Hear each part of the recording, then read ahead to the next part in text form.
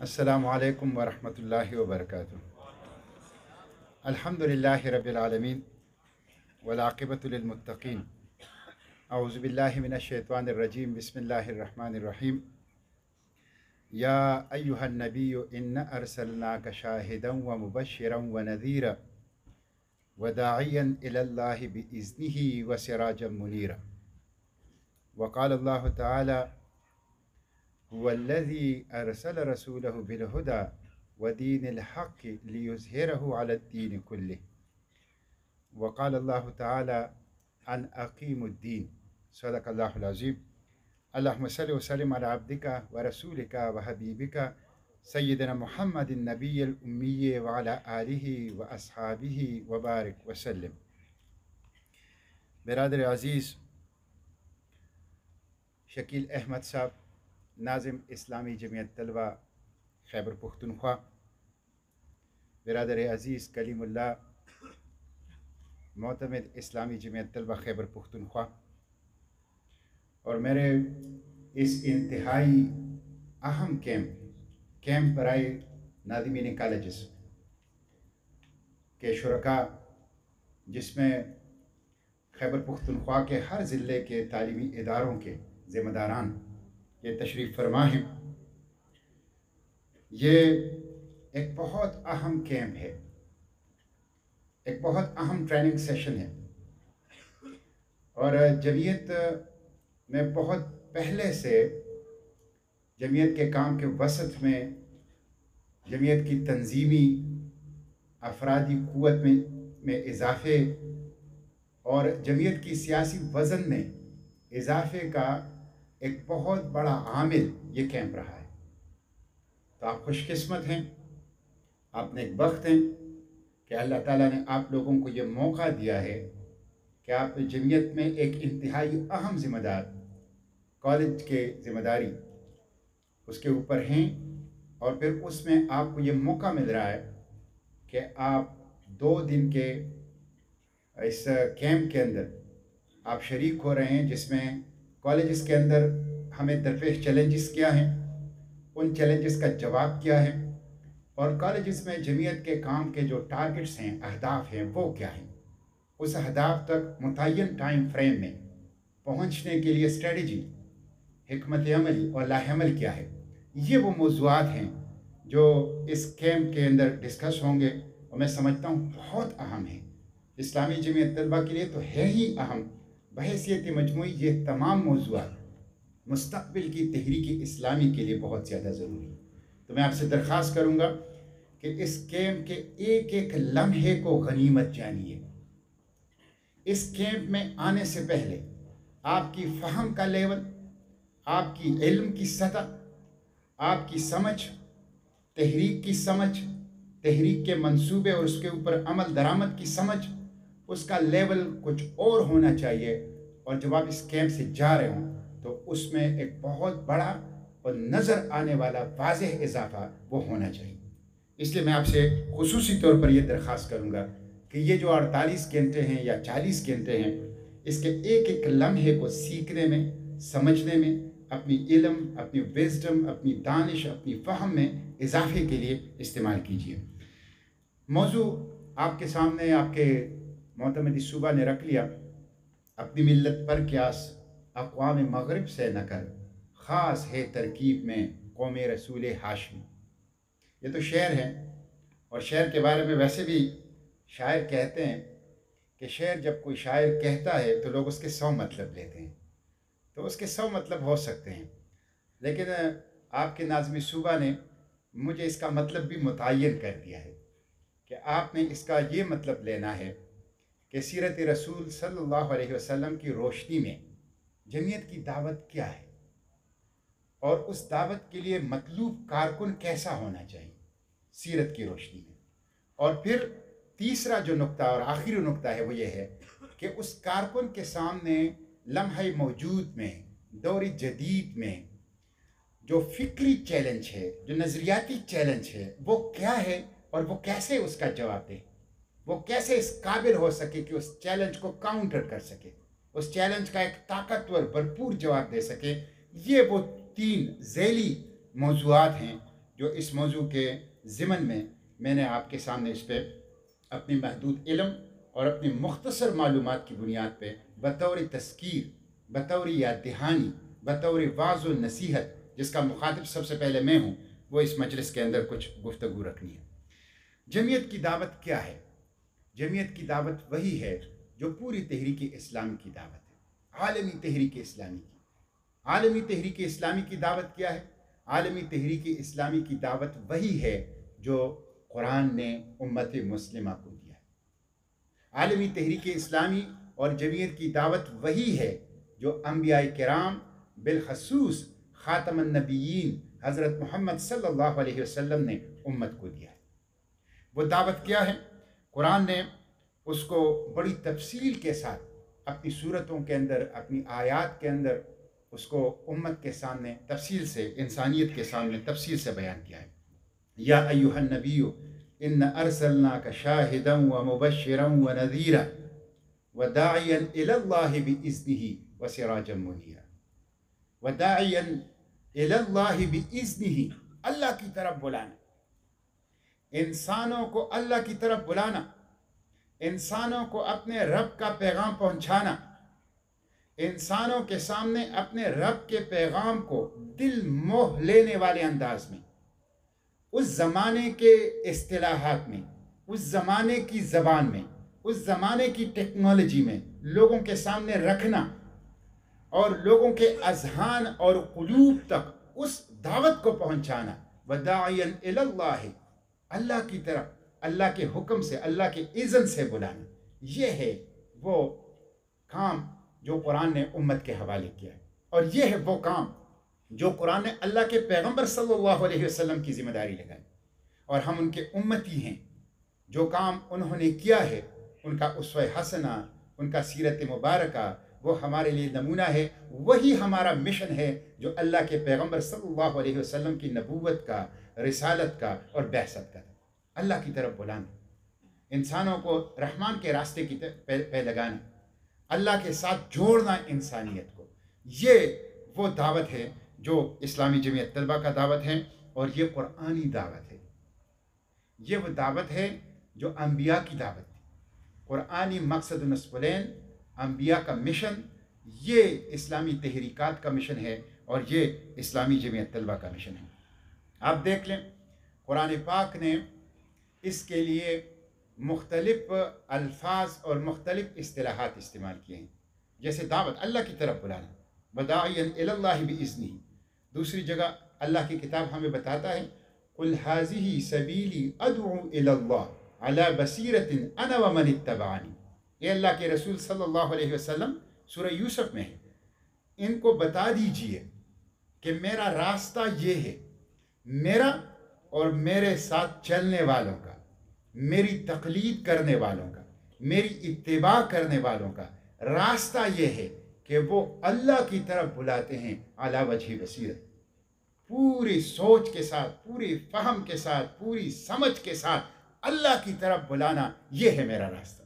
قل ھذہ سبیلی ادعو الی اللہ علی بصیرۃ انا ومن اتبعنی، میرا بھی یہ راستہ ہے اور ان لوگوں کا بھی جو میری اتباع کرتے ہیں۔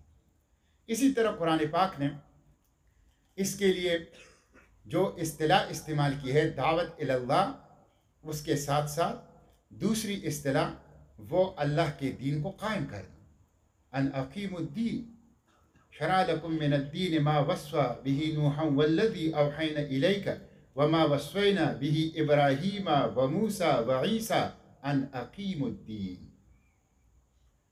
قرآن بتاتا ہے کہ اے اللہ کے رسول، آپ کی بھی، خاتم النبیین صلی اللہ علیہ وسلم کی بھی، اور آپ سے پہلے نوح کی اور ابراہیم کی اور موسیٰ کی اور عیسیٰ کی بطور مثال مشہور انبیاء کا ذکر کیا گیا ہے۔ مقصود یہ ہے کہ تمام انبیاء کا کام یہ تھا، ان اقیم الدین، کہ دین کو قائم کریں، اللہ کے دین کو قائم کرنا۔ دین کیا ہے؟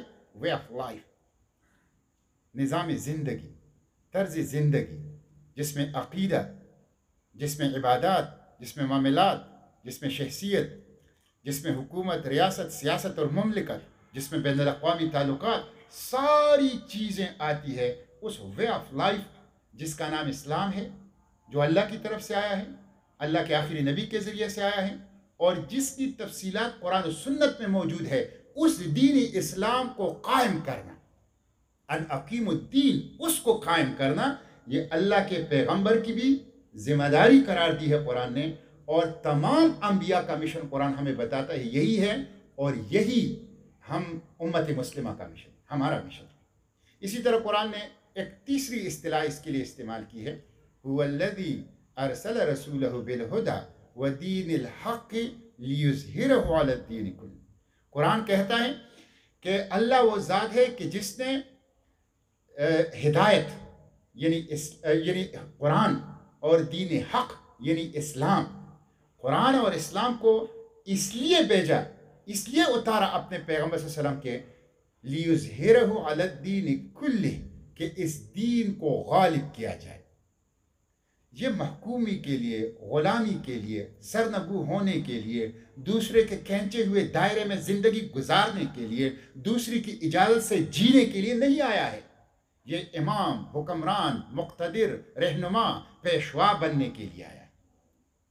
یہ امامت کرے گا، رہنمائی کرے گا، پیشوائی کرے گا، حکمرانی کرے گا، مقتدر ہوگا۔ یہی کام انبیاء کی ہے، یہی غایت بیان کی ہے ہدایت یعنی قرآن پاک کی، دین حق یعنی اسلام کی۔ یہ اسی لیے آیا ہے کہ یہ حکمران ہو، مقتدر ہو، رہنما ہو، امام ہو، پیشوا ہو۔ تو یہ اللہ کی طرف بلانا ذریعہ ہے دین کو قائم کرنے کا، اللہ کی طرف بلانا ذریعہ ہے دین کو غالب کرنے کا۔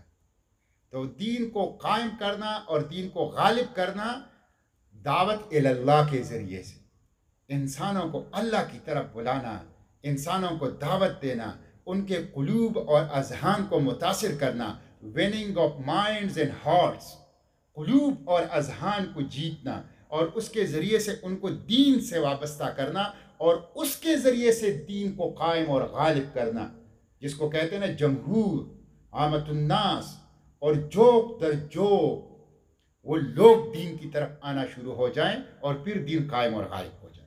تو یہ جمعیت کی دعوت ہے، اور یہی جمعیت کا مقصد ہے، اور یہی پوری اسلامی تحریکات کا نصب العین ہے، اور اللہ کے پیغمبر صلی اللہ علیہ وسلم اس مقصد کے لیے اس دنیا میں تشریف لائے تھے۔ قرآن پاک دین حق یعنی اسلام کا مقصد بھی یہ بتاتا ہے، اور ہدایت یعنی قرآن کا مقصد بھی یہ بتاتا ہے، اور یہی ہماری زندگیوں کا مقصد ہے۔ ہم اسلامی جمعیت طلبہ میں شامل ہوئے ہیں، تحریک اسلامی کا حصہ بنے ہیں، کارکن ہیں، کسی منصب پر ہیں۔ ان تمام چیزوں کا غایت اور مقصد یہ ہے کہ ہم انسانوں کو انسانوں کی رب کی طرف بلائیں، ہم پہلو، ہم گیر انداز سے بلائیں، دستیاب تمام ذرائع کو استعمال کرتے ہوئے بلائیں، ان کے اذہان اور قلوب کو جیتیں، اور اس ذریعے سے دین حق اسلام کو قائم کریں، اور دین حق اسلام کو امام اور حکمران بنائیں۔ یہ ہے اسلامی جمعیت طلبہ، یہ ہے اسلامی تحریکات کا مقصد اور نصب العین، اور یہ بہت بڑا مقصد ہے۔ خوش قسمت ہیں وہ لوگ جن کو اللہ تعالیٰ نے یہ توفیق دی کہ انہوں نے زندگی کے مقصد کو پیٹ نہیں بنایا، انہوں نے زندگی کے مقصد کو جیب نہیں بنایا، جو پیٹ کے لیے نہیں جیتے، جو جیب کے لیے نہیں جیتے، جو دنیا میں اس لیے نہیں جیتے کہ کھاؤ پیو اور عیش کرو، دنیا میں اس لیے نہیں جیتے کہ کھاؤ پیو اور مزے اڑاؤ، دنیا میں اس لیے نہیں جی رہے کہ بابر بائش کوش کہ عالم دوبارہ نیست، جو چاہے کرو اس لیے کہ دنیا دوبارہ ملنے والی ہے۔ خوش قسمت ہے وہ لوگ جن کو اللہ تعالیٰ نے اس جانور حیوانی مقصد سے الگ کر کے پیغمبری مقصد سے وابستہ کیا، قرآنی مقصد سے وابستہ کیا، اللہ کی طرف بلانا، اللہ کی طرف دعوت دینا، ہم گیر، ہم پہلو انداز سے اذہان اور قلوب کو جیتنا، انسانوں کو متاثر کرنا، اور پھر اس کے ذریعے سے جمہور اور عامت الناس کو اس کے اوپر قائم کر کے دین کو قائم کرنا اور دین کو امام اور حکمران بنانا۔ خوش قسمت ہیں وہ لوگ، ان کو اللہ کا شکر ادا کرنا چاہیے، ان کو اللہ تعالیٰ کا شکر گزار ہونا چاہیے، ان کو قدر کرنی چاہیے کہ اللہ تعالیٰ نے ان کو یہ توفیق دی ہے، اور اس کی شکر اور قدر کا بہترین طریقہ یہ ہے کہ زیادہ سے زیادہ اس مقصد نصب کی خدمت کی جائے، اس کے حق ادا کرنے کی کوشش کی جائے۔ تو ایک چیز تو یہ ہے کہ اس کے اوپر بالکل یکسو ہو جائیے کہ آپ خوش قسمت ہیں، آپ نیک بخت ہیں،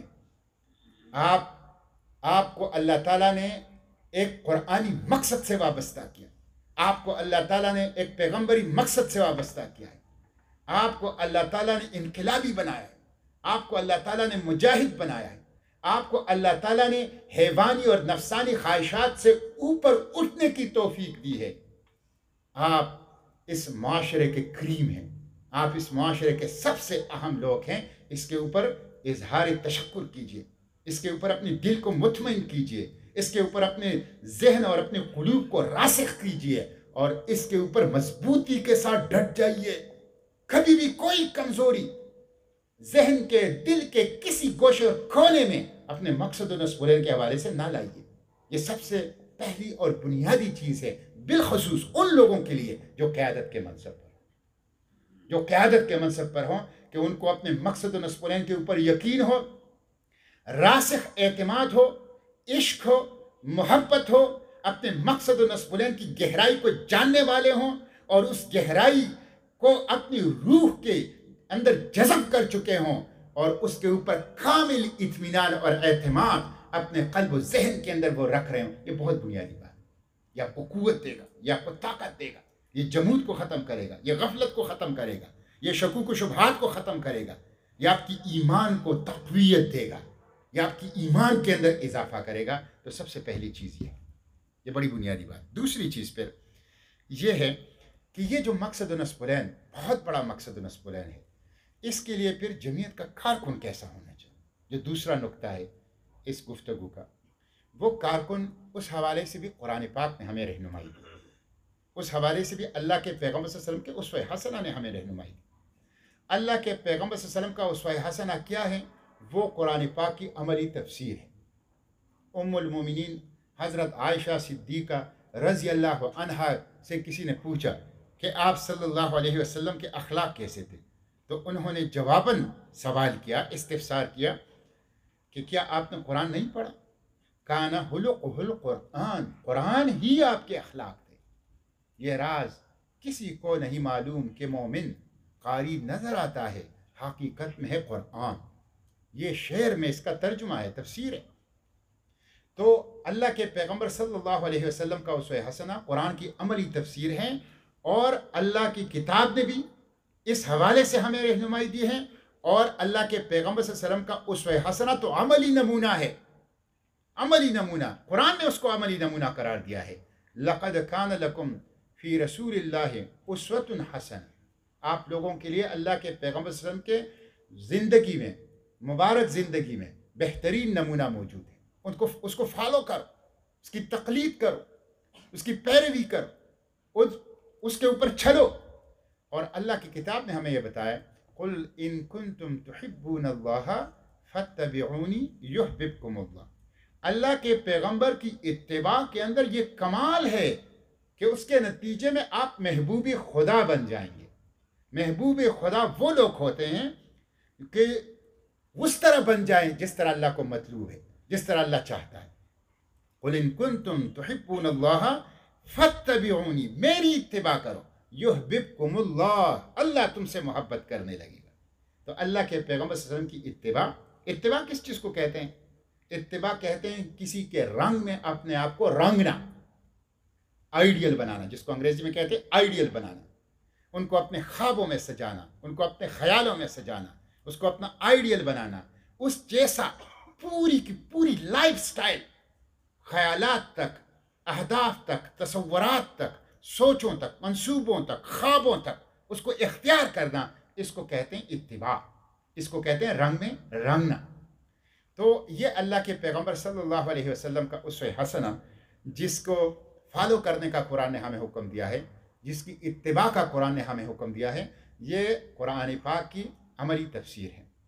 اور دیکھیں اللہ کے پیغمبر صلی اللہ علیہ وسلم کے اسوہ حسنہ میں اس حوالے سے ہمیں جو رہنمائی ملتی ہے، وہ سب سے پہلی جو چیز ہے وہ یہ ہے کہ جو لوگ دعوت کا یہ کام کریں، یعنی اس مقصد و نصب کے کارکن بن جائیں، اس مقصد و نصب کے حاملین بن جائیں، اس مقصد و نسبلین جو قرآنی اور پیغمبری ہیں، اس کو اٹھانے والے، اس جھنڈے کو لے کے چلنے والے بن جائیں، ان کے لیے سب سے پہلی چیز جو ہے وہ کردار ہے، وہ شخصیت ہے۔ دیکھیں اللہ کے پیغمبر صلی اللہ علیہ وسلم کو، سیرت مبارکہ کو دیکھیں، جو انقلاب اللہ کے پیغمبر صلی اللہ علیہ وسلم برپا کر چکے ہیں، معلوم انسانی تاریخ میں اس کے مقابلے کا کوئی انقلاب نہیں ہے۔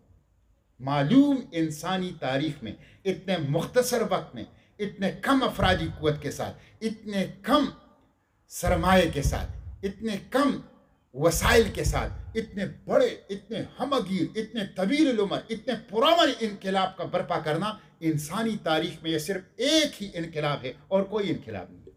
ورنہ آپ جائزہ لیجئے انقلاب فرانس کا جو 1789 1792 میں برپا ہوا، آپ جائزہ لیجئے امریکی انقلاب کا جو 1776 میں برپا ہوا، آپ جائزہ لیجئے کمیونسٹ ریولوشن کا جو 1917 میں برپا ہوا، جو مشہور 3 انقلابات ہیں دور جدید کے لٹریچر میں۔ وہ انقلابات ہے ہی نہیں، لفظ انقلاب کا اطلاق اس کے اوپر ہو ہی نہیں سکتا۔ لفظ انقلاب کا اطلاق انسانی تاریخ میں، معلوم انسانی تاریخ میں صرف ایک واقعے پر ہوتا ہے، اور وہ اللہ کے پیغمبر صلی اللہ علیہ وسلم کا انقلاب۔ باقی تو چھوٹے چھوٹے واقعات ہیں، انسانی زندگی کے کسی کونے میں، کسی گوشے میں کوئی چھوٹی سی تبدیلی کا نام انہوں نے انقلاب رکھ دیا، اور اس کے لیے جو پرائس پے کی، اس کے لیے جو قیمت ادا کی، وہ بے انتہا تباہ کن اور خطرناک۔ تو یہ اللہ کے پیغمبر صلی اللہ علیہ وسلم کا جو بڑا انقلاب تھا، جس کا انسانی تاریخ میں کوئی مثال ہی دوسری نہیں ہے، یہ انقلاب کیسے برپا ہوا؟ دیکھیں یہ انقلاب 2 چیزوں سے برپا ہوا، اس چیز کو جان لیجئے، اس چیز کو سمجھ لیجئے، 2 چیزوں سے برپا ہوا۔ آپ صلی اللہ علیہ وسلم کے پاس کوئی آرمی نہیں تھی، ریگولر آرمی۔ آپ صلی اللہ علیہ وسلم کے پاس کوئی تربیت یافتہ، تعلیم یافتہ تنظیم نہیں تھی پہلے سے، بعد میں بن گئی، پہلے سے نہیں تھی۔ آپ کے پاس، آپ کے پیچھے کوئی اسٹیٹ نہیں تھا، کوئی ریاستی قوت آپ کے پشت پہ نہیں تھی، آپ کے ساتھ کوئی دولت نہیں تھی، کوئی سرمایہ، سونا چاندی، بڑے بڑے مالیاتی ادارے، کوئی ایسی چیز نہیں تھی۔ آپ نے جو اتنے بڑے انقلاب کو برپا کیا، وہ کسی اسٹیٹ، کسی تعلیم یافتہ، تربیت یافتہ تنظیم، کسی ریاست اور کسی مال و دولت کے بغیر 2 چیزوں سے برپا کیا۔ ایک چیز تھی قرآن اور دوسری چیز تھی کردار۔ قرآن اور کردار، یہ 2 اسلحے تھے آپ کے پاس۔ ایک قرآن تھا، آپ پڑھاتے تھے، سناتے تھے، لوگوں کو پہنچاتے تھے۔ اقرأ بسم ربک الذی خلق یا ایھا المدثر قم فانذر وربک فکبر، سناتے تھے۔ قرآن سے تعلق، قرآن کو سنانا، قرآن کو سمجھنا، قرآن کے اوپر عمل کرنا، قرآن کے اوپر انسانوں کی تنظیم کرنا، قرآن کے اوپر انسانوں کی تربیت کرنا، قرآن مطلوب انسانوں کو بنانا، اجتماعیت کی تشکیل اس کی روشنی میں کرنا، قرآن۔ اور دوسری چیز تھی کردار، قرآن کی روشنی میں اونچا کردار، بلند بالا کردار، کردار کا معراج۔ یہ 2 چیزیں تھیں آپ صلی اللہ علیہ وسلم، اور ان 2 چیزوں نے لات اور منات، عزا اور حبل، ابو جہل اور ابو لہب اور کیسر و کسرا کو شکست دے کر اسلام کو وکلمۃ اللہ ہی العلیٰ سپر پاور بنایا زمانے کا۔ یہی 2 چیزیں۔ اس لیے اگر اسلامی تحریکات، بالخصوص اسلامی جمعیت طلبہ نے اسی دعوت کو، کہ جو قرآنی اور پیغمبری دعوت ہے، اس طرح اس کو ایک سپر پاور سٹیٹ کی صورت میں تشکیل کرنا ہے، اس کی ٹرانسفارمیشن کرنی ہے، اس مشن کو، اس دعوت کو ایک سپر پاور کے سٹیٹ میں، تو اس کے لیے ہمیں اللہ کے پیغمبر صلی اللہ علیہ وسلم کی سیرت مبارکہ سے خاص ہے ترکیب میں قوم رسول ہاشمی یہی اسوہ ملتا ہے کہ آپ قرآن سے جڑ جائیے، اور آپ کا کردار بہت اونچا ہونا چاہیے، آپ کو کردار کے معراج پہ ہونا چاہیے، آپ کی شخصیت کرزمیٹک ہونی چاہیے، آپ کی شخصیت کے اندر مقناطیسیت ہونی چاہیے، آپ مرجع خلائق ہوں، انسان آپ سے محبت کرے، انسان آپ کی مجلس اور صحبت میں سکون پائے، انسانوں کے قلوب اور اذہان آپ جیتے، جہاں جائیں عملاً انقلاب بن جائیں، یہ وہی کردار ہے۔ تو پہلی چیز قرآن ہے، قرآن سے جڑ جائیں، اور دوسری چیز ہے آپ شخصیت اور کردار کے معراج پر ہونا۔ دیکھیں تھوڑی سی میں اس کی وضاحت کر کے پھر تیسرے نقطے کی طرف آتا ہوں اور اپنی گفتگو کو سمیٹوں گا کردار اتنی بڑی چیز ہے کہ خود قرآن پاک نے آپ صلی اللہ علیہ وسلم کو، آپ صلی اللہ علیہ وسلم کی کردار کو اپنے دعوت کے ثبوت، اپنے قرآن، اپنی وحدانیت کے ثبوت کے طور پر پیش کیا۔ قرآن کہتا ہے، مشرکین مکہ سے کہتا ہے کہ جو توحید کا انکار کرتے تھے، جو کہتے تھے کہ ہم تو رحمان کو نہیں جانتے، جو قرآن کا انکار کرتے تھے کہ یہ نعوذ باللہ جادو ہے، کبھی کہتا ہے یہ کوئی سکھاتا ہے، اس کا انکار کرتے تھے، تو توحید اور قرآن کے ثبوت کے طور پر خود اللہ تعالیٰ اپنے زمانے کے سب سے بڑے مخالفین کے سامنے اپنے پیغمبر کے کردار کو پیش کرتے ہیں۔ فقط لبثت فیکم عمرا من قبلی افلا تعقلون، کیا میں نے تمہارے درمیان ایک زندگی نہیں گزاری؟ کیا تم لوگ عقل نہیں رکھتے؟ تم لوگ کہتے جادو ہے، کیا تم نے کبھی جادو سنا ہے؟ تم کہتے جھوٹ ہے، کیا تم نے کبھی میرے زبان سے جھوٹ سنا ہے؟ کیا میں نے کبھی وعدہ خلافی کی ہے؟ میری شخصیت کیسی ہے؟ میرا کردار کیسا ہے؟ میرا ماضی کیسا ہے؟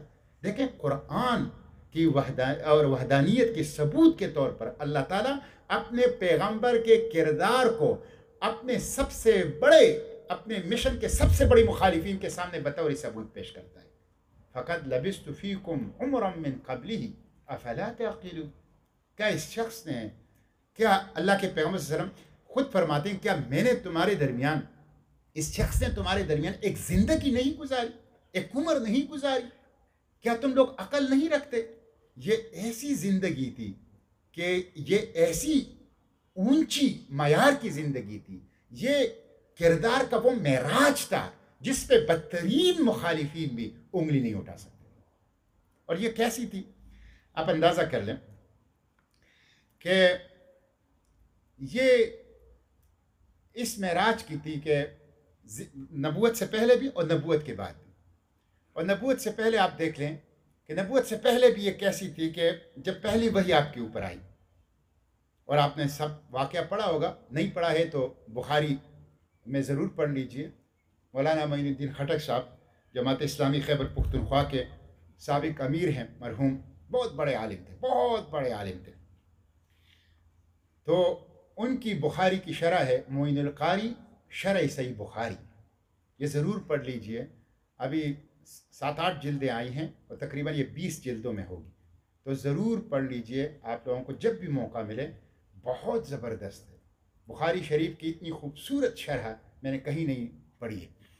تو انہوں نے بڑے تفصیل کے ساتھ اپنے معین القاری شرح صحیح بخاری میں یہ واقعہ لکھا ہے کہ جب آپ پہلی وحی سے وہاں سے اٹھ کے آئے غار حرا سے، اور آپ نے اہلیہ سے کہا کہ میرے ساتھ یہ واقعہ پیش آیا ہے، اور پورا واقعہ بیان کرنے کے بعد یہ فرمایا لقد خشیت علی نفسی، مجھے اپنی جان کا ڈر ہے۔ اتنا بڑا کام میرے حوالے کیا گیا، اتنا بڑا مشن حوالے کیا گیا کہ اس کا تصور کر کے لقد خشیت علی نفسی، مجھے تو اپنی جان کا ڈر ہے۔ تو بخاری میں ہے کہ اہلیہ محترمہ نے جواب دیا، دادرسی کی، ہمت بندائی، حوصلہ دیا۔ اور یہ بھی اسلام کی تاریخ ہے کہ سب سے پہلے ہمت بندائی، دادرسی کی، تعاون کیا ایک خاتون نے۔ تو آپ نے جب اس کا تصور کیا کہ اتنا بڑا مشن، عالمی مشن یہ حوالے کیا گیا ہے، تو آپ نے فرمایا اپنی اہلیہ سے لقد خشیت علی نفسی۔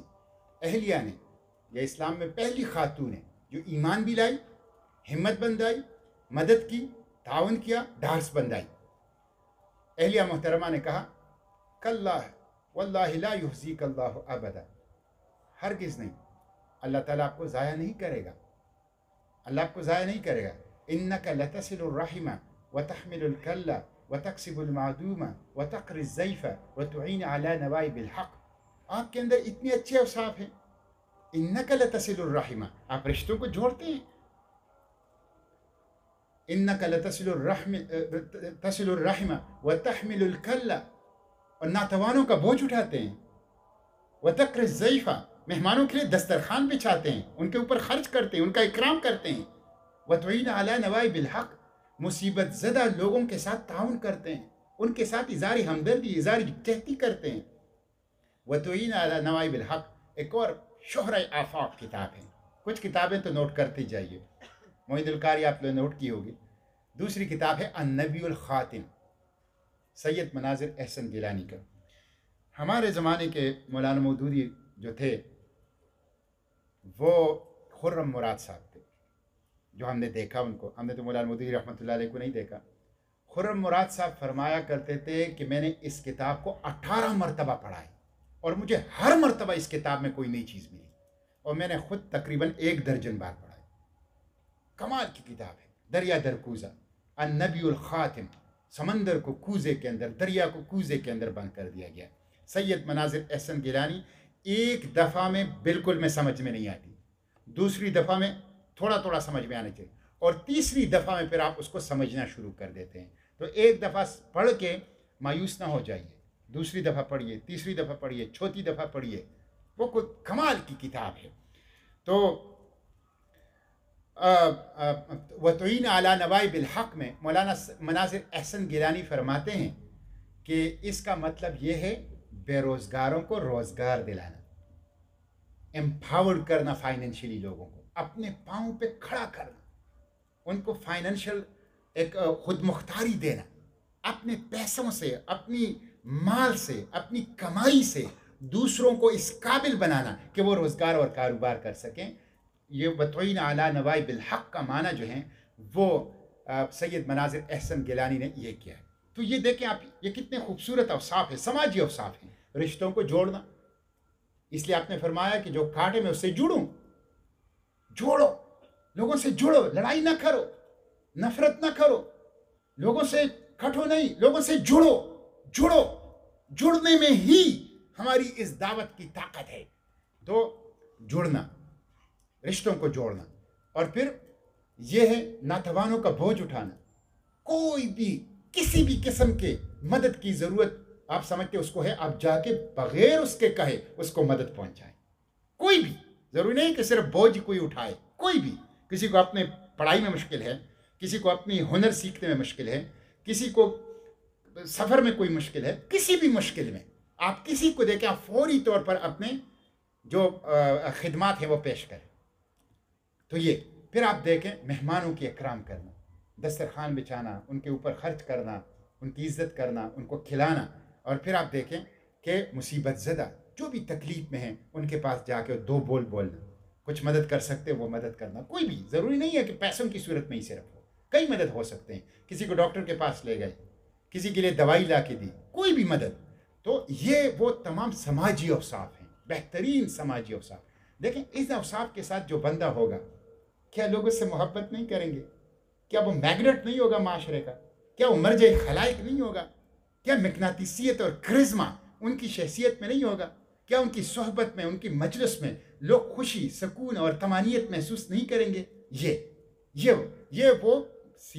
नबूवत से पहले, नबूवत से पहले, और इसी को अल्लाह ताला ने अपनी वहदानियत और अपनी किताब की हक़ानियत के सबूत के तौर पर पेश किया। बहुत बड़ी बात है।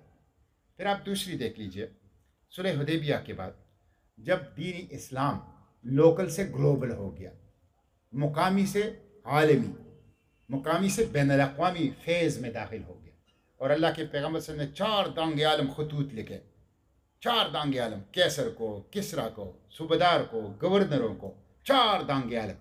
और दावत का जो मरहला था वो मुकामी से बैनुल-अक़वामी और लोकल से ग्लोबल फेस के अंदर दाखिल हो गया, और तमाम खतूत में लिखा गया है अस्लिम तस्लम, इस्लाम कबूल करो सलामती पाओ। तो ये इस मौके के ऊपर सीरत निगार लिखते हैं, और ये मोइनुल कारी शरह सहीह बुखारी में ये बात भी जिक्र है कि आपने कैसर हेरक्कल जो नाम है उसका, रूम के बादशाह का उसका नाम था, उसको कैसर उनका लक़ब था और नाम उसका था हेरक्कल। तो कैसर हेरक्कल को ख़त लिखा। हेरक्कल उस वक्त अपने सूबे के, अपनी सुल्तनत के सूबे शाम के अंदर था, और शाम के साथ फ़लस्तीन भी शामिल था, उसमें था, वो दौरे पे था। उनको जब ख़त मिला तो उसने कहा कि इस مدعی نبوت جو دعوی نبوت جس شخصیت نے کیا ہے، اس کے اگر گاؤں علاقے رشتہ دار قبیلے کے لوگ اگر کہیں ہو میری سلطنت میں تو اس کو حاضر کیا جائے۔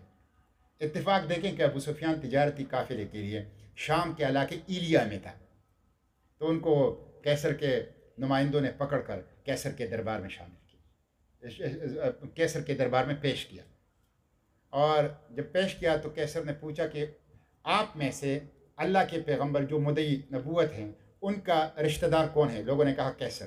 کیسر کو آگے ابو سفیان کو آگے بٹھایا اور باقی کو پیچھے، اور پھر ان سے انٹرویو لی ہے۔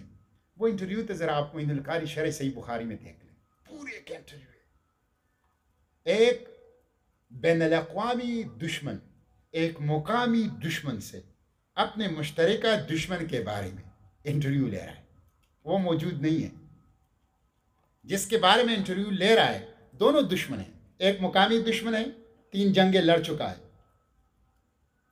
اور دوسرا بدر احد اور خندق لڑ چکا ہے، اور دوسرا بین الاقوامی دشمن ہے جس سے مستقبل میں جنگیں ہوں گی، جن کی طرف سرحدیں بڑھ رہی ہے۔ تو دونوں آپس میں بیٹھ کے جو بین الاقوامی دشمن ہے وہ مقامی دشمن سے انٹرویو لیتا ہے، اللہ کے پیغمبر صلی اللہ علیہ وسلم کی دعوت، ان کی شخصیت، ان کے ساتھ دینے والے، ان کے کارکنان، ان کی کردار، ان کی مصروفیات، ان کے عزائم، ان کے منصوبوں کے بارے میں بڑی ڈیٹیل انٹرویو ہے۔ یہ آپ لوگوں کے لیے پروجیکٹ ہو گیا، آپ سیرت کی کتابوں میں سے، حدیث کی کتابوں میں سے یہ انٹرویو اٹھا کے پڑھ لیجئے، بڑا مزہ آئے گا آپ کو۔ اس میں 2-3 چیزیں صرف میں آپ کو بتاتا ہوں۔ کیسر ہرقل نے پوچھا ابو سفیان سے کہ جس شخص نے نبوت کا دعویٰ کیا ہے اس شخص نے کبھی جھوٹ بولا ہے؟ ابو سفیان نے کہا نہیں۔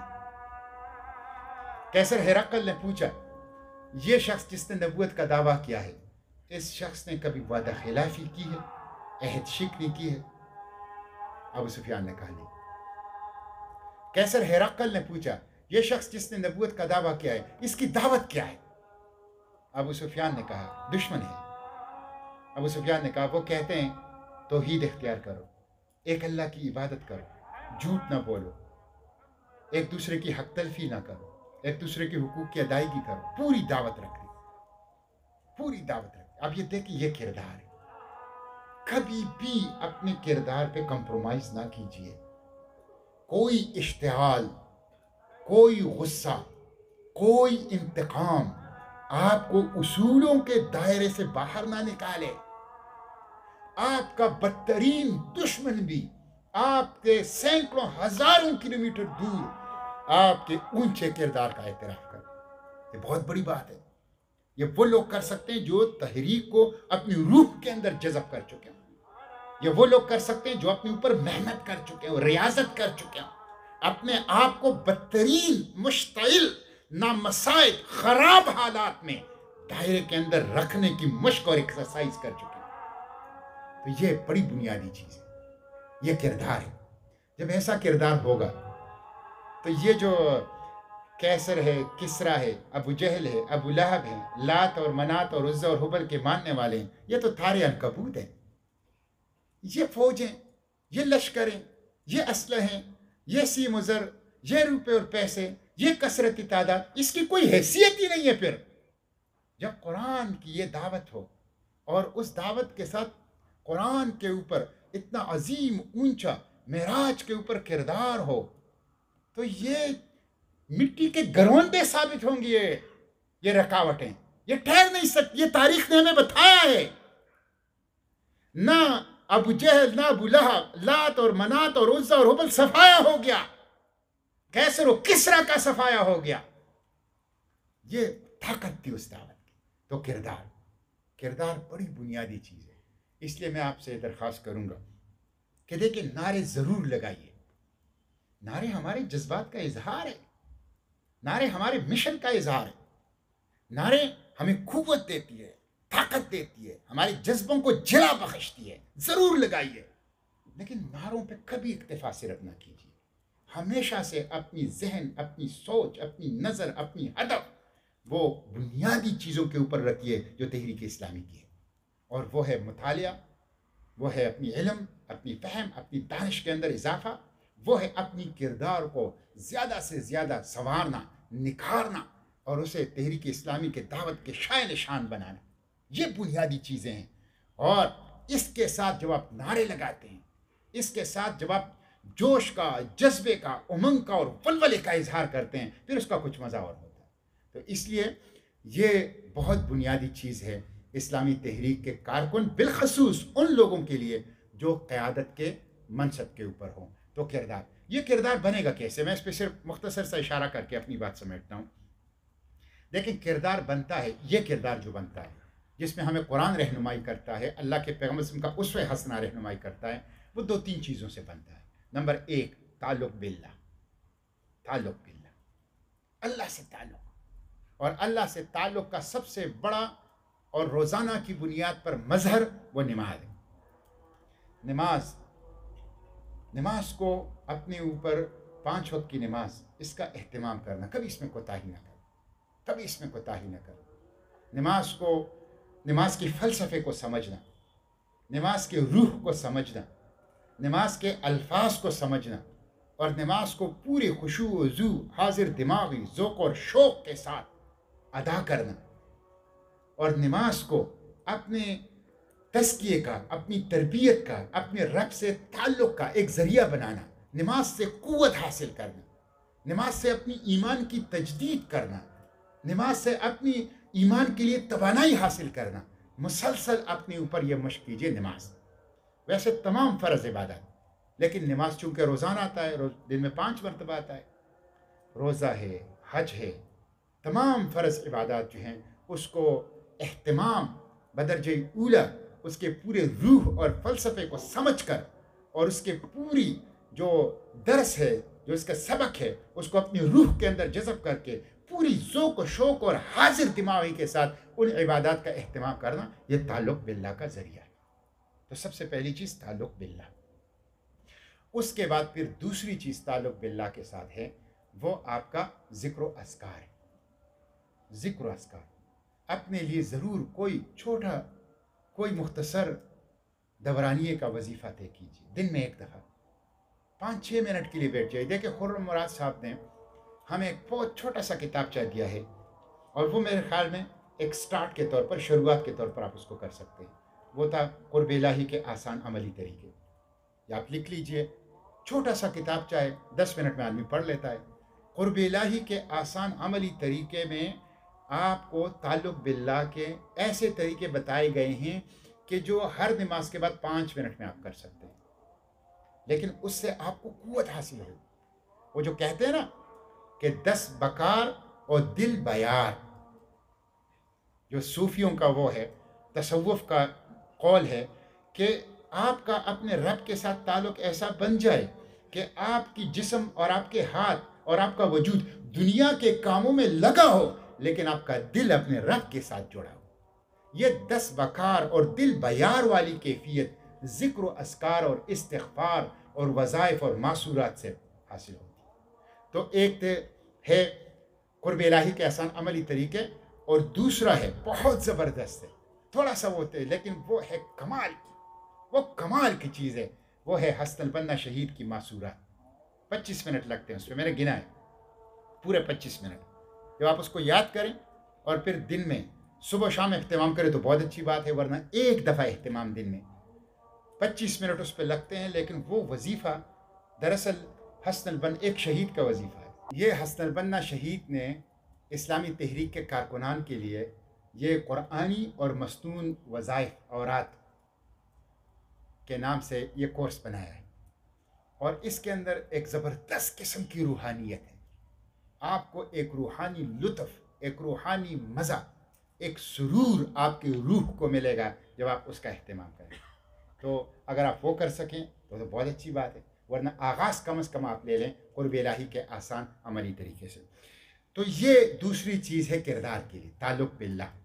تعلق باللہ پیدا ہوتی ہے عبادات سے، پھر اس کے بعد اورات سے، وظائف سے، اس سے، اور تیسری چیز جو ہے تعلق باللہ کے لیے وہ قرآن ہے۔ قرآن پاک سے، اور بالخصوص میں کہوں گا تفہیم القرآن۔ تفہیم القرآن 1400 سال کی تفسیری لٹریچر کا خلاصہ ہے۔ 1400 سال کی تفسیری لٹریچر کا خلاصہ مولانا مودودی رحمۃ اللہ علیہ نے جو غیر معمولی کام کیا ہے نا، غیر معمولی کام، انسان اندازہ نہیں کر سکتا کہ یہ تفہیم القرآن علم کا، قرآنی علم کا کتنا بڑا خزانہ ہے۔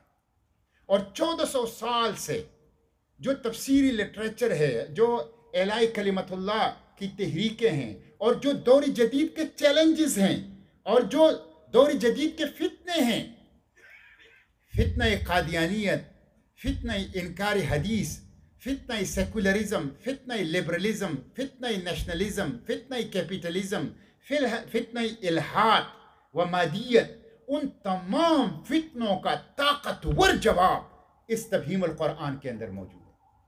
کمال کی تفسیر ہے، کمال کی تفسیر ہے۔ تفہیم القرآن ضرور پڑھیے، مستقل زیر مطالعہ رکھیے۔ تفہیم القرآن آپ کو قوت دے گی، طاقت دے گی، آپ کے علم میں، آپ کے فہم میں، آپ کی دانش میں، آپ کی ویژن کے اندر وسعت کا اور اضافے کا باعث بنے گا۔ تو قرآن پاک سے اور قرآن پاک کی تفاسیر، تمام تفاسیر، لیکن بالخصوص تفہیم القرآن کا مطالعہ وہ اپنے اوپر لازم کر دیجئے، اور اس کے ساتھ ساتھ لٹریچر، تاکہ انسان اسلام کے حقانیت اس کے اوپر واضح ہو جائے، اور جو باطل نظام ہیں، جو باطل نظام ہائے حیات ہیں، ازمز ہیں، ان تمام ازمز اور نظام ہائے حیات کی جو جھوٹ ہے، دھوکہ ہے، دجل ہے، فریب ہے، اس کی جو غلاظت ہے، وہ کھل کر انسان کے اوپر آشکار ہو جائے، تو وہ اسلامی تحریک کا لٹریچر، جس میں خطبات ہیں، دینیات ہیں، اسلامی عبادات پر تحقیقی نظر ہیں، تنقیحات ہیں، تفہیمات ہیں، سنت کی آئینی حیثیت ہیں، اور تجدید و احیاء دین ہیں، یہ وہ کتابیں ہیں جو بہت زیادہ ضروری ہیں ان لوگوں کے لیے جو قیادت کے منصب پر ہیں۔ بار بار پڑھیں، بار بار پڑھیں ان کتابوں کو، یہ بہت زیادہ ضروری ہیں۔ تو اس کے ذریعے سے یہ آپ کو تعلق باللہ دے گا، یہ آپ کو تعلق باللہ دے گا۔ تو پہلی چیز جو ہیں، جو کردار کے لیے ضروری ہیں، وہ جو تعلق باللہ ہیں، اور تعلق باللہ پھر حاصل ہوتی ہے وہ عبادات سے اور قرآن پاک سے، اور اس کے ساتھ ساتھ اسلامی لٹریچر کے مطالعے سے، کہ جس سے ایک یکسوئی آ جاتی ہے اور ایک اطمینان قلب کی کیفیت جو ہے وہ حاصل ہو جاتی ہے۔ میں اپنی گفتگو سمیٹتے ہوئے، وقت چونکہ کم ہے، دیکھیں مجھ سے اگر کوئی پوچھے کہ آپ انقلابی ہیں یا داعی، تو میں اسے کہوں گا میں داعی ہوں۔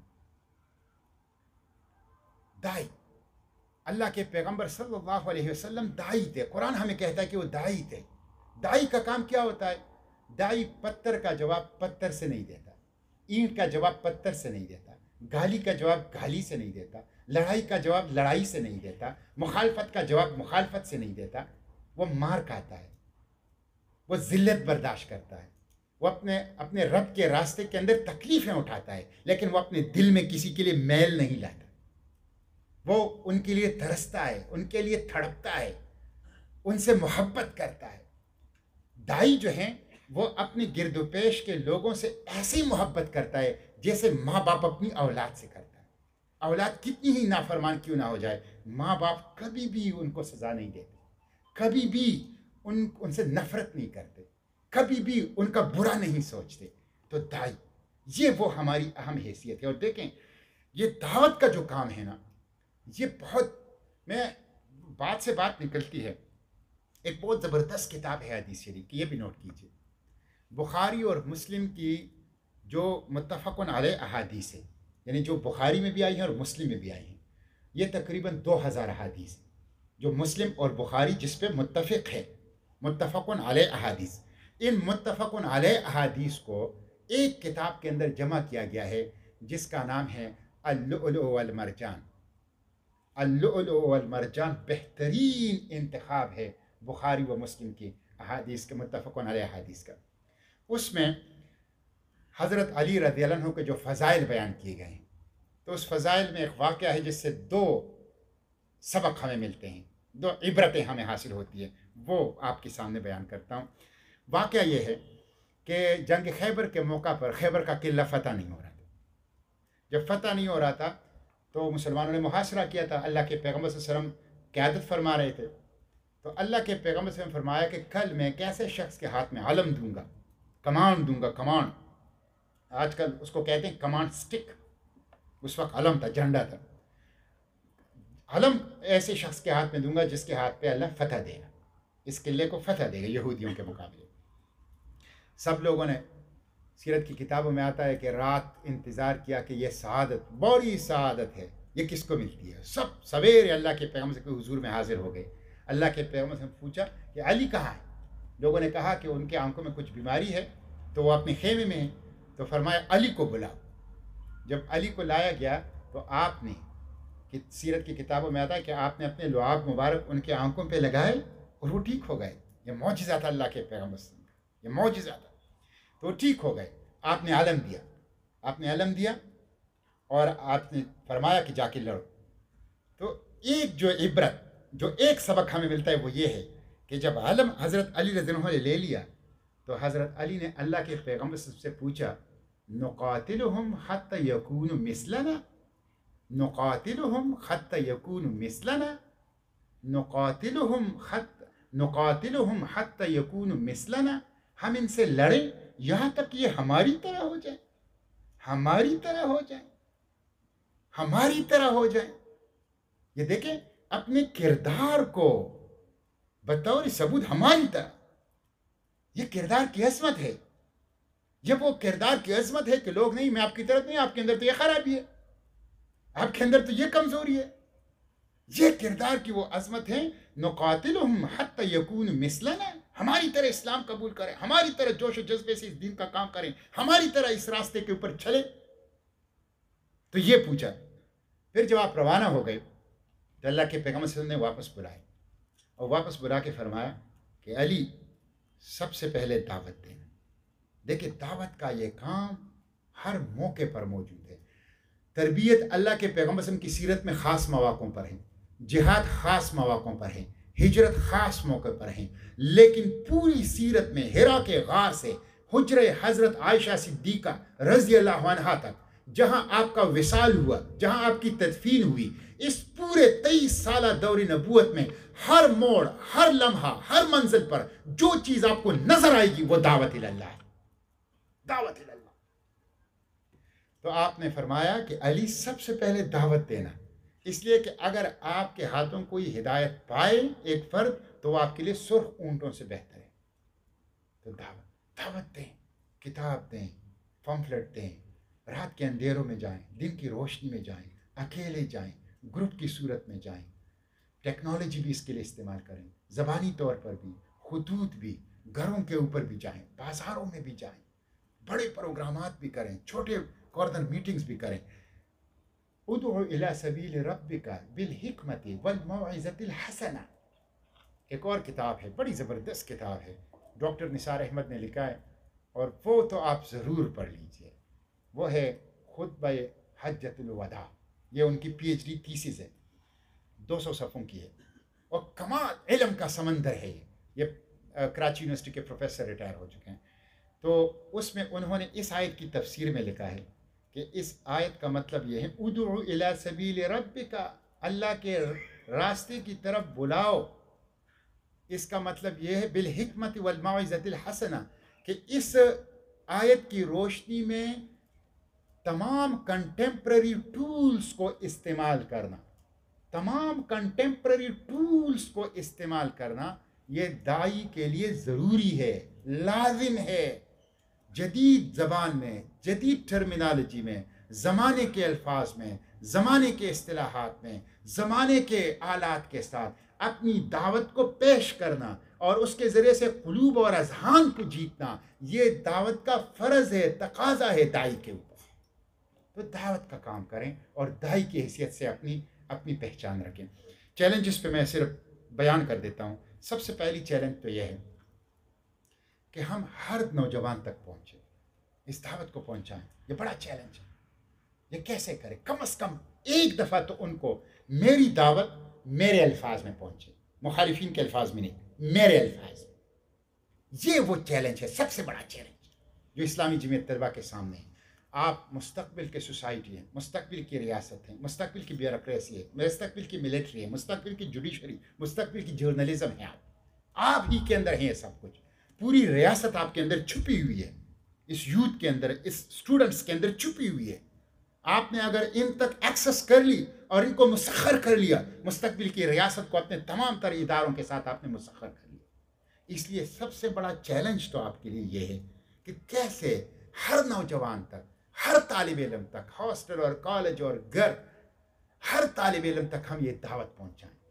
اس کے لیے سوچ و بچار کرنا، منصوبے بنانا، اور جس طرح کا کنٹمپریری ٹولز کو استعمال کرنا، ریسرچ جو جدید ترین ریسرچ ہوئی ہے اس کو کام میں اس کے لیے لانا، اور winning of minds and hearts, یہ سب سے بڑا چیلنج ہے. دوسرا چیلنج مختصراً میں وہ یہ ہے کہ اسلام کو بحیثیت نظام زندگی انسانوں کے سامنے اس انداز سے پیش کرنا کہ انسانوں کے قلوب اور اذہان اس کے اوپر مطمئن ہو جائیں. یہ بڑی بات ہے. اس کے لیے آپ کو بھرپور اور گہرا مطالعہ کرنا ہوگا. یہ بڑا فکری چیلنج ہے. وہ دعوتی چیلنج تھا اور یہ فکری اور نظریاتی چیلنج ہے کہ اسلام کو دور جدید میں الاسلام هو الحل، انسانیت کے تمام مسائل کے حل کے لیے ایسے پیش کرنا کہ قلوب اور اذہان اس کے اوپر مطمئن ہو جائے، انسان اس کی طرف آئے، اپنی انفرادی اور اجتماعی مسائل کا حل اس کو سمجھے کہ یہی آب حیات ہیں، یہی وہ چشمہ صافی ہے. یہ اس کے لیے بڑا گہرا مطالعہ قرآن و سنت کا، بڑی ان ڈیپتھ اسٹڈی قرآن و سنت کا اور اسلامی لٹریچر کا، یہ بہت زیادہ ضروری ہے. معیشت کے طور پر، قانون کے طور پر، ریاست، سیاست اور مملکت کے طور پر، بین الاقوامی امور میں جو جدید ٹیکنالوجی آ رہی ہے، جو تہذیبی اور تمدنی ارتقاء ہو رہا ہے، اس کے تناظر میں اسلام کو پیش کرنا انسانوں کے مسائل کے حل کے لیے یہ بہت بڑا. اس لیے یہ کام اور کوئی نہیں کر سکتا، اسلامی جمعیت طلبہ کر سکتا ہے. آپ اس کام کے لیے، باقی کام جماعت اسلامی کے باقی لوگ کریں گے. آپ کا کام یہ ہے، یہ ان ڈیپتھ مطالعہ قرآن و سنت کا، اسلامی لٹریچر کا، اور اسلام کو بحیثیت نظام زندگی ایسے سمجھنا کہ آپ اس کو انسانیت کے تمام مسائل کے حل کے طور پر ایسے متاثر کن انداز میں پیش کریں کہ لوگ خود کھینچ کے اس کی طرف آئے. یہ بہت بڑا چیلنج ہے، بہت بڑا فکری چیلنج ہے، بہت بڑا نظریاتی چیلنج ہے. اور تیسرا جو آخری چیلنج جو میں بیان کر کے اپنی گفتگو ختم کروں گا وہ یہ ہے کہ اس وقت اسلام کے مقابلے میں جو ازمز ہیں، جو نظام ہائی زندگی ہیں، جو کمیونزم تو آن جہانی ہو گیا. کیا کمال کی بات مولانا مودودی رحمۃ اللہ علیہ نے کی تھی اگست 1945 کے اندر سیالکوٹ کے چوک میں. ایک وقت آئے گا کمیونزم کو ماسکو کے اندر پناہ نہیں ملے گی. سرمایہ دارانہ ڈیموکریسی لندن اور واشنگٹن کی یونیورسٹیوں میں اپنے معتقد نہ پا سکے گی. قوم پرستی اور نسل پرستی جرمنوں اور برہمنوں میں اپنا معتقد نہ پا سکے گی. اور یہ آج کا دور، یعنی 1945 کا دور، تاریخ میں ایک داستان عبرت کی حیثیت سے باقی رہے. تو کمیونزم تو آن جہانی ہو گیا ہے. سرمایہ دارانہ ڈیموکریسی، مغربی تہذیب جو لا مذہب تہذیب ہے، لا دین تہذیب ہے، سیکولر تہذیب ہے، جو انسان کو پیٹ اور جیب کا بندہ بناتا ہے، جو وحی سے، قرآن سے اور جو آسمانی ہدایت سے بے نیاز اور مستغنی تہذیب ہے، اس تہذیب کو سمجھنا اور اس کا توڑ کرنا،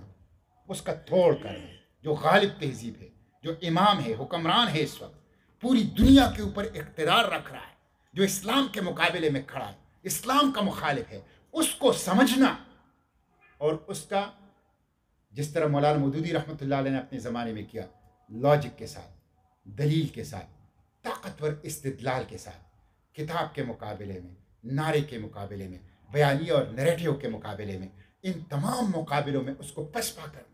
اس کے مقابلے کی نیریٹیو بیانیہ، اس کے مقابلے کی کتاب، اس کے مقابلے کے نعرے، اس کے مقابلے کی لٹریچر، اس کی تیاری، یہ وہ چیز ہے کہ جس کے لیے آپ کو دور جدید کو ان ڈیپتھ مطالعہ، اس کو گہرائی کے اندر سمجھنا اور پھر قرآن و سنت کے اندر اس کے اوپر تنقید کرنا، یہ اصل کام ہے اسلامی جمعیت طلبہ کا. یہ وہ کام ہے اسلامی جمعیت طلبہ کا جس کے لیے اسلامی آپ نے اس پوری تحریک اسلامی کی قیادت کرنی ہے. اور یہ قیادت یہ کوئی نعرے کی بنیاد پہ بھی نہیں ہوگی، یہ کوئی ڈنڈے کی بنیاد پہ بھی نہیں ہوگی، یہ کسی دس بدس لڑائی کی بنیاد پہ بھی نہیں ہوگی. یہ ایک طویل جنگ ہے جس کو انگریزی میں کہتے ہیں میراتھن. میراتھن اس کو کہتے ہیں کہ ایک نسل سے دوسرے نسل میں، ایک فرد سے دوسرے نسل میں دوسرے فرد کو ٹارچ منتقل ہوتا ہے. یہ ایک طویل جنگ ہے، اور اس طویل جنگ میں کتاب، علم، فہم، دانش، لاجک، استدلال اور طاقتور دلیل آپ کے ہتھیار. تو مغربی تہذیب کو سمجھنا، اس کے اوپر مطالعہ کرنا، اور پھر اس کا توڑ قرآن و سنت کی روشنی میں کرنا، یہ وہ فکری اور نظریاتی چیلنجز ہیں جس کا جواب اسلامی جمعیت طلبہ نے دینا ہے. وآخر دعوانا ان الحمدللہ رب العالمین.